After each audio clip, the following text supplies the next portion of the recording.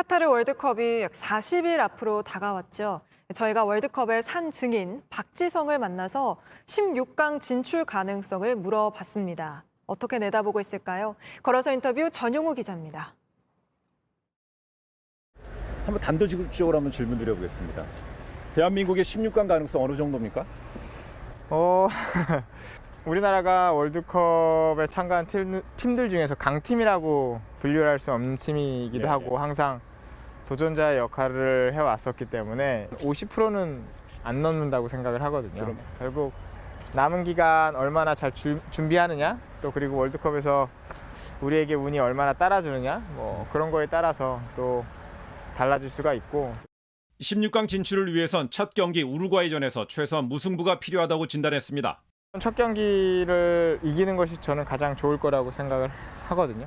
선수들에게 얻는 자신감, 또 남은 두 경기에 대한 여유도 좀 생길 수가 있어서 첫 경기의 승점 3점이 가장 중요하지 않을까 생각을 하고 있어요. 우루과이에 보면 영원한 공격수 있지 않습니까? 루이스 수아레스. 네, 문전 앞에서 골을 확실히 넣어줄 수 있는 선수이기 때문에 우리에겐 또 김민재 선수가 지금 유럽에서 너무나 좋은 활약을 펼쳐주고 있고 충분히 수아레스를 막을 정도의 능력을 갖춘 선수이기 때문에, 하지만 축구는 1대1 싸움이 아니다. 우리 수비진이 어떻게 우루과이 공격진을 잘 봉쇄하느냐가 큰 관건이라고 생각을 하죠. 첫 경기에서 아무리 못해도 승점 1점은 가져와야 된다고 생각을 하는 거죠. 전력적으로 따져봤을 때는 아무래도 가나가 다른 팀보다는 그래도 이길 확률이 조금 더 높지 않을까라고 생각을 하죠. 가나전에는 반드시 이겨 적어도 1승 1무가 되면 16강을 노릴 수 있다는 분석입니다. 지난달 코스타리카 카메룬 평가전도 짚어봤습니다.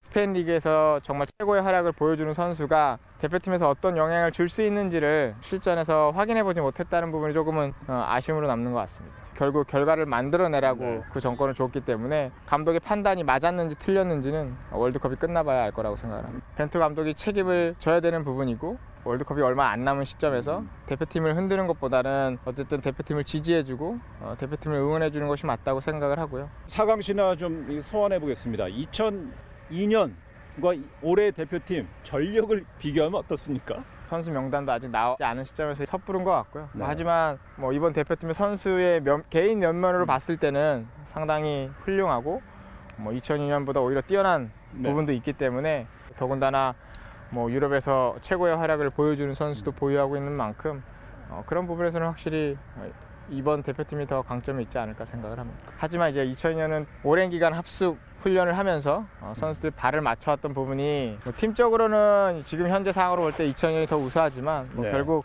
이번 월드컵에서 어떤 결과를 얻어오느냐에 따라서 그 평가가 달라질 수 있는 부분도 있다고 생각을 하죠. 박지성 감독이랑 손흥민 선수한테 뭐를 가장 주문하시겠어요? 솔직히 주문할 게 없을 것 같아요. 감독 입장에서는. 그래요? 좀 더 편안하게 할 수 있는 방법을 찾으려고 하겠지, 굳이 지금 너무나 잘하고 있는 손흥민 선수한테 요구할 건 특별히 감독으로서는 없을 것 같다고 생각이 드네요. 가만 놔두는 게 좋은데. 네네네. 만약에 현역 시절 맨체스터 유나이티드 시대 박지성이 토트넘의 손흥민을 맞상대한다, 어떻게 대응할 것 같아요? 일단 손흥민 선수는 1대1로 맞기에는 너무나 힘든 선수예요. 스피드도 당당히 뛰어나고 침투력도 좋고, 제가 수비수가 아니다 보니까 1대1로 손흥민 선수를 맡을 상황은 생기지는 않을 거고요. 아마 우리 수비수와 같이 협력해서 손흥민 선수를 수비하려고 많이 노력을 했겠죠. 국민들 앞에서 최고의 성과를 낸 2002년 월드컵을 최고의 장면으로 꼽은 그에게 선수로서 가장 아쉬웠던 일을 물었습니다. 너무너무 아쉬워서 속상해서 시계를 거꾸로 돌려서 이거는 이 장면 잊고 싶어하는 장면. 그 축구 인생에 그런 게 있었습니까? 네, 있었습니다. 2011년 이제 아시안컵 당시에 저희가 4강에서 이제 일본 팀하고 이제 페널티킥까지 가는 상황을 맞았었는데, 그때 제가 페널티킥을 차지는 않았거든요.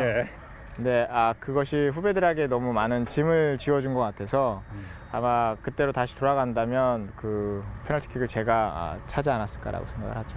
그때 왜 안 쳤습니까?